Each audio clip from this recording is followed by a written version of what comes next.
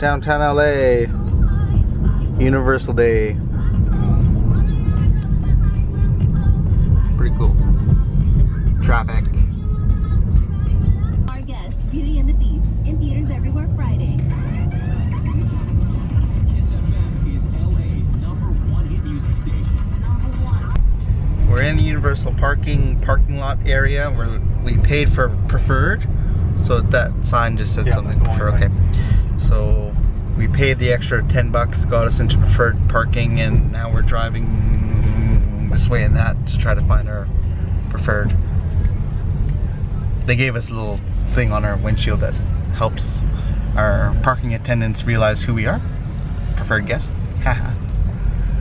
So we're here at Universal. And it's 10:30 and it's 10:32. That's the time. I know, we were trying to get here by 10, but LA traffic slowed us right down. 5 miles an hour. Yeah. We thought we would get here at 9. Yep. It's originally supposed to be only 40 minutes from a hotel, but it turned out to be almost an hour and a half. It was an hour and a half. It was an hour and a half. But now we're inside the parking structure, so hopefully we can get into the park as soon as possible and get tailored to the Harry Potter Wizarding Worlds. There's Universal Day 2. If we don't get in to a lot of this stuff, we'll try to leave the hotel earlier on Day 2, I guess. Get here sooner. Oh, they have mist all over.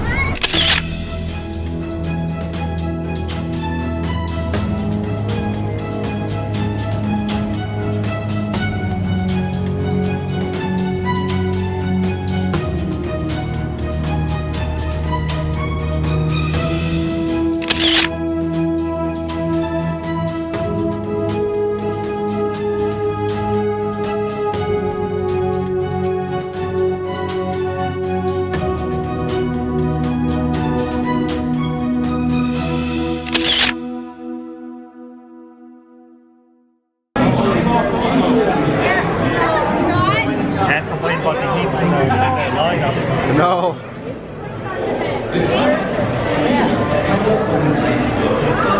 It's fun to be a minion. There's the other move this way.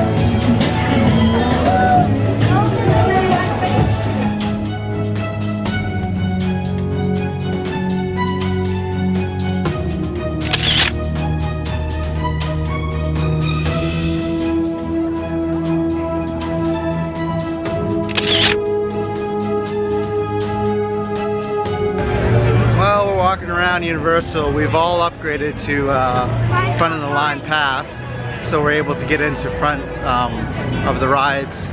One front of the ride per ride, so we at least get to experience a couple more rides, hopefully quicker. But we are now entering Hogsmeade's Harry Potter Worlds.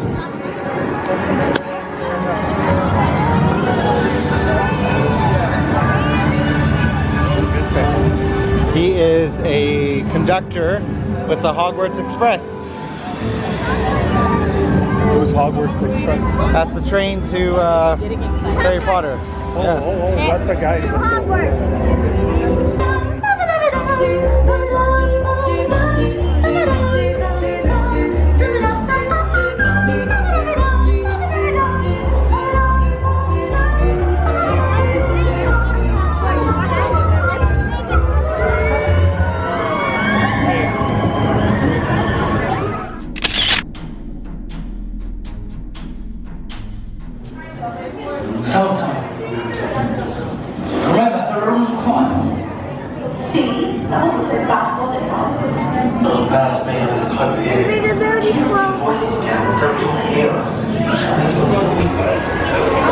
Where are we?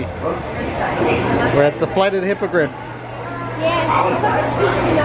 Up there. Yeah. Yeah, down there and those big things, and then way over there where there's that WB. Way over there. Hey, it's go for it. Come on. And here we are at the studio tour. We're about to take it. We're going to have a lot of fun. Universal Studios in our 102 years. job. In fact, when we were looking at our archives, we found this great black and white clip. I'm going to play it for you and see if you can tell me what film it might have come from. That's right, ladies and gentlemen, that is our largest soundstage on the back lot, or on the front lot. In it, we built some of the largest sets in Universal history, sets like Frankenstein's Lab, Dracula's Castle, and even a little bit more recently, the Visitor Center from Jurassic Park, and some of the close-up shots of the clock tower from Back to the Future. Now, if you take a look off to the left-hand side, you're going to notice that we're making way for some great advancements to our amusement park. That's right, folks. Our movie studio here is actually a living, breathing organism. Folks, we are officially leaving the front lot behind and heading to the back lot. This is where we shoot all the big stuff. Exterior shots on a very large scale. We shot things here recently like today. It was actually phenomenal to watch it. Their obstacle course filled up the entirety of New York Street. We got to see some of the filming done as we drove by. Alright, so I noticed that some of you have already caught wind of our drop law. End of it, that's that painting, how it appears on screen. Because when your two eyes look at it, the parallax effect creates a two-dimensional image. But when it's looked at from a single lens camera, you can't tell the difference between the bright highlights and the dark shadows, and therefore it appears to be three-dimensional. In fact, a really great experiment in order to look at the difference, look at it with your naked eye, then pick up your cell phone and take a picture of the wall, and look at the picture you just got.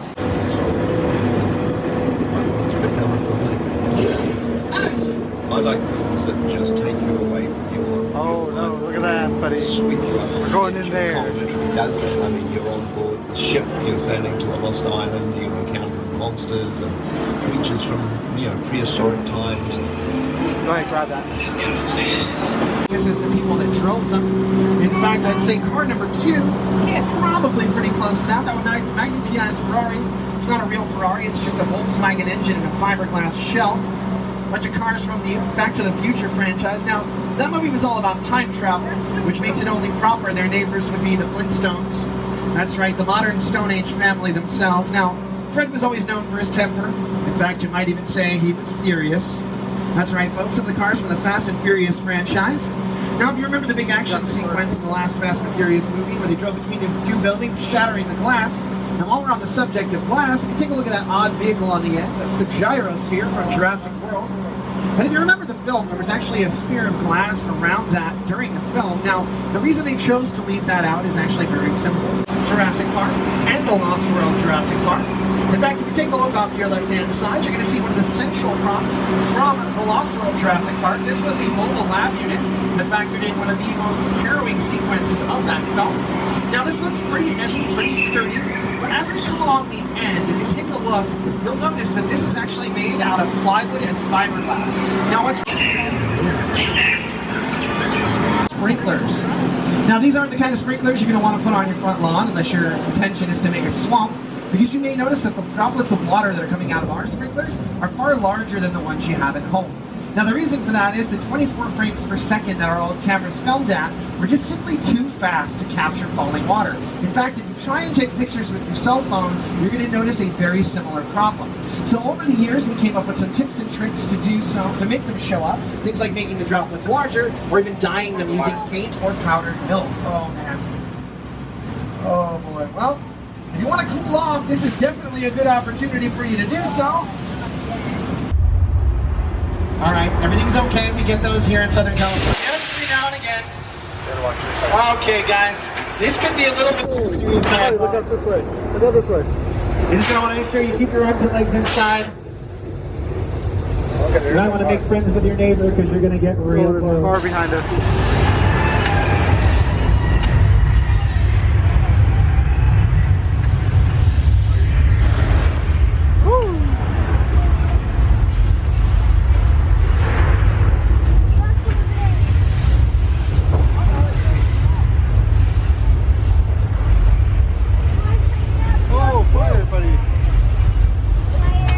Okay, so I think we should be okay as long as they remember to turn off the subway. Everything should be fine.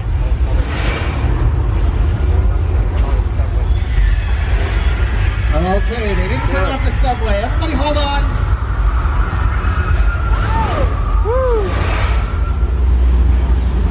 All right, I think the shaking has stopped. It seems that the worst is behind us. Wait, what's that sound? Oh boy. Everybody on the right side, everyone scoot in. Oh man.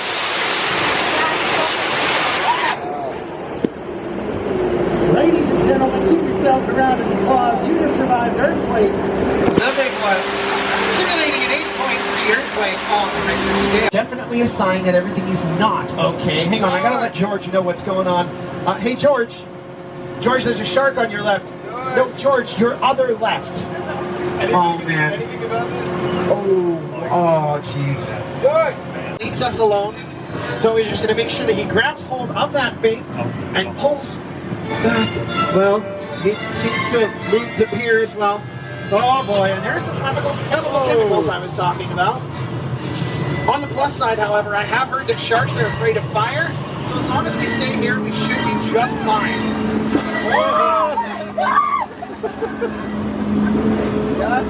We get up to with a plastic clipboard, but that's beside the point. So, this is Whoville. It is of course, Whoville. built for Ron Howard's adaptation of Dr. Seuss's The Grinch Stole Christmas.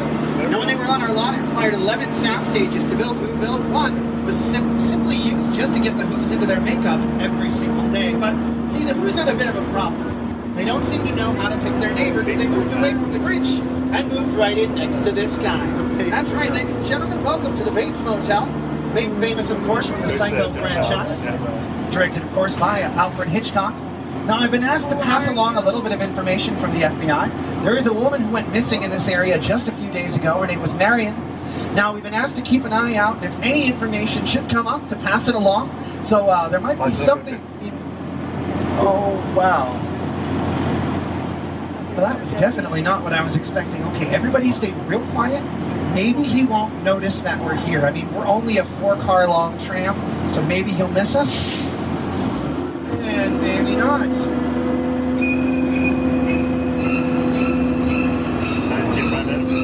Okay, car 3, car 4, you're going to want to watch out. He's coming right at you. Oh, you need to recut. However, in typical Hitchcock fashion, he sat on that footage for 2 weeks, made not one single change, sent it back. Not only did they accept it, but thanked him for all the changes he made. So, folks, we've been talking a bit about realistic sets. We've been talking a bit about imaginative sets. Now let's take a look at one that encompasses both. This is the airplane crash site set from War of the Worlds, directed by Steven Spielberg, starring Tom Cruise, Dakota Fanning. In fact, let's take a look at the screens and hear a little bit more from Spielberg and his production designer about what we're seeing.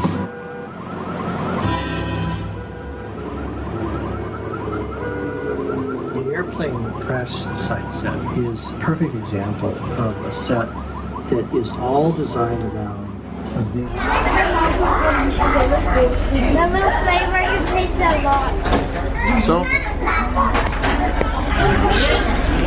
we went to Krusty Burger, got Taylor some fries, Mom and Dad and I. Well, Mom and I split Sideshow Bob footlong, and Dad had one on himself, and then got Taylor obviously his fries. Really good food.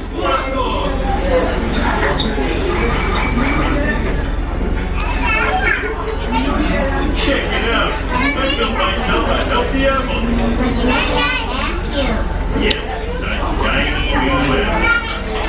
They have Simpsons episode, little clips from any episode that has food in it, playing on a loop. It's really cool. We're get to watch that while we eat. And then they have a bookshelf right across from us that have the season number, episode title number, and the title of the episode on it. So like Krusty Gets Busted from season 1, episode 12.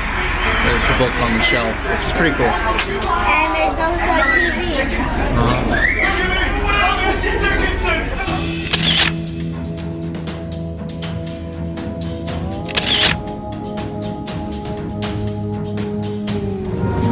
Oh, they got a chocolate one. Yeah, they did. We ate the classic pink giant Simpsons donut. It is so good. See there.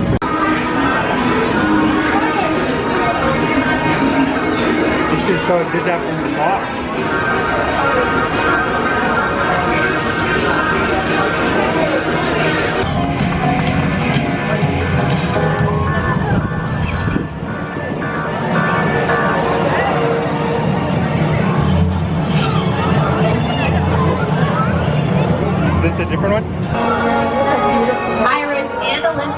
both Eurasian eagled owls. You would recognize them from the Harry Potter movies. Bark just using hand signals. I'm going to run through some of Lily's behaviors using a mix of both hand and verbal cues, but the first thing I need is a volunteer. I need a young lady not afraid of dogs wants to tell me out. Okay, in the blue t-shirt, nice to meet you. Where are you from, Holly? Texas. Texas, welcome to Hollywood. Oh, fan club, awesome. Have a seat right here. Lily, don't cut our actress off. Okay, right here, now you can say hi. She's seated in her position. You can give her a pet if you want. You're going to be best friends for this scene. That's very nice. Okay, now the first thing Lily has to learn before she can learn any behaviors is a mark. It's a simple circle like this one. We can take it onto any movie set and it lets the dogs know where they need to stand in any scene. So this scene, Holly, I'm going to have her next to you right about there. All you have to do is stay in your seat, play her best friend, okay? It's a pretty easy job. Come here, Lily. You found it already. Now I'm going to change it up on Lily. I'm going to add another mark on the other side. This is really important. We can add many different marks on set so we can get our dogs to go from one place to another in one scene if we can't send them out of frame. Come here, Lily. Let's show them how it's done. Ready? Okay, go mark. Very nice. Sit. Sit. Good. On your feet. Good. Get on your other mark. Very nice. Up. Lie down. Stay. Crawl. Down. Oh, got distracted. Did I leave a crumb? Is it clear? Okay, let's try again. Down. Crawl. Down.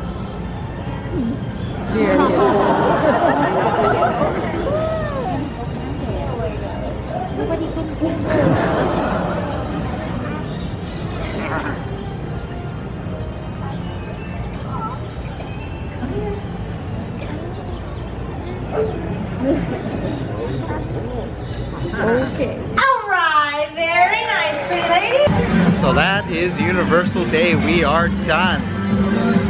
We're gonna come back later again for day 2 of Universal. We're probably gonna spring for the passes again. A bit expensive, but sound investment for having so much fun. We got to enjoy every single ride on the park. So it was really good. So that is it. We are done for the day here at Universal Studios. It was a good day. What was your favorite parts of the park? The Harry Potter. The Harry Potter. What'd you do? We were flying. Flying. We were on roller coasters. Yep. What other rides did we go on? The Mummy one. The Mummy one. Jurassic World. Yeah, Jurassic World, Jurassic Park. That was awesome, wasn't it? Yes.